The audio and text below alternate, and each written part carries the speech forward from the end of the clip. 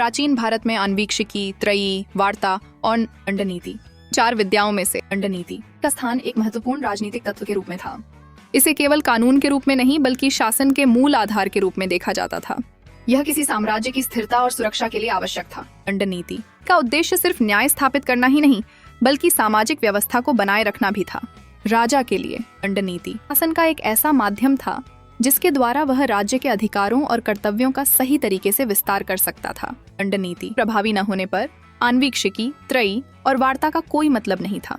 जीवन की सुरक्षा, राज्य की सुरक्षा ही अन्य सभी चीजों का आधार है।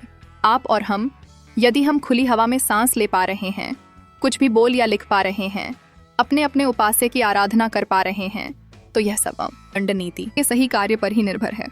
यदि भारत की आंतरिक या बाह्य सुरक्षा कमजोर हो जाए तो आए दिन Pakistan, Bangladesh, Afghanistan, Syria, Yemen, Lebanon जैसे देशों में हो रहे आतंकी हमलों, दंगों, उपद्रवों से हमें भी जूझना पड़ी। दंड नीति को राजधर्म का महत्वपूर्ण भाग माना जाता था, जिससे राजा की जिम्मेदारियों का निर्धारण होता था।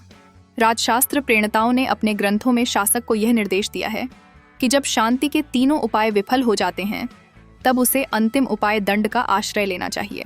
लालची, क्रूर, आश्रय प्राप्त शत्रु दुख देने पर ही संशय छोड़कर वश में आते हैं। दुर्जन व्यक्ति के लिए साम नीति का फल शून्य होता है।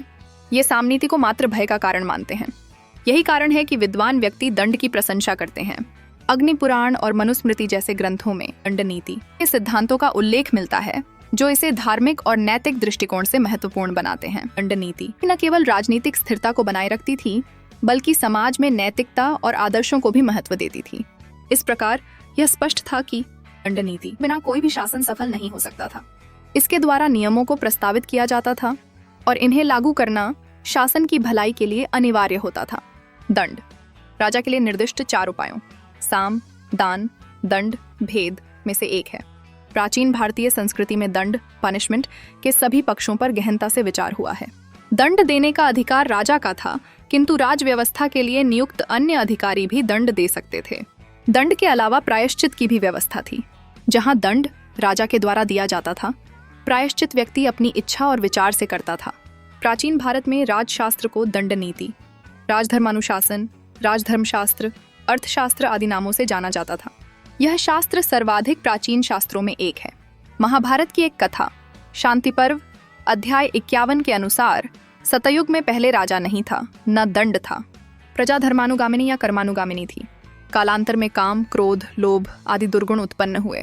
कर्तव्य अकर्तव्य का ज्ञान नष्ट हो गया और मत्स्य न्याय, ताकत, बल, शक्ति, पावर के राज का बोलबाला हो गया। इस स्थिति से निपटने के लिए देवताओं ने ब्रह्मा जी से प्रार्थना की। ब्रह्मा ने 1 लाख अध्यायों वाले दंड नीति नामक नीति शास्त्र की रचना की। इसे भगवान शिव ने 10,000 अध्यायों में संक्षिप्त किया, जिसे वैशालाक्ष कहा गया। देवेंद्र ने इसे 5,000 अध्याय में संक्षिप्त किया, जिसे बाहुदंतक कहा गया। अपनी बौद्धिक क्षमता से देवगुरु बृहस्पति ने इसे 3,000 अध्यायों में संक्षिप्त किया, जिसे बारहस्पत्य शास्त्र कहा गया। आचार्य शुक्र ने 1,000 अध्यायों में इसे संक्षिप्त किया, जिसे औशनसी नीति कहा गया। बाद में आचार्य चाणक्य ने अर्थशास्त्र, आचार्य कामंदक ने कामंदकीय नीति एवं शुक्राचार्य ने शुक्र नीतिसार की रचना की। कुछ जगह यह उल्लेख भी मिलता है कि दंड नीति की अधिष्ठात्री देवी सरस्वती हैं। दंड नीति का प्रयोग राजा के द्वारा होता था, जो राजधर्म का प्रमुख अंग था। कौटिल्य ने अपने अर्थशास्त्र के विद्यासमुद्देश प्रकरण में विद्याओं की सूची में दंड नीति की गणना की है, जैसे अन्वीक्षिकी, त्रयी, वार्ता, दंड नीति च इति विद्याः। कौटिल्य ने कई राजनीतिक संप्रदायों, स्कूल्स की चर्चा की है, जिसमें औशनस संप्रदाय का भी उल्लेख किया है, जो केवल दंड नीति को ही विद्या मानता था।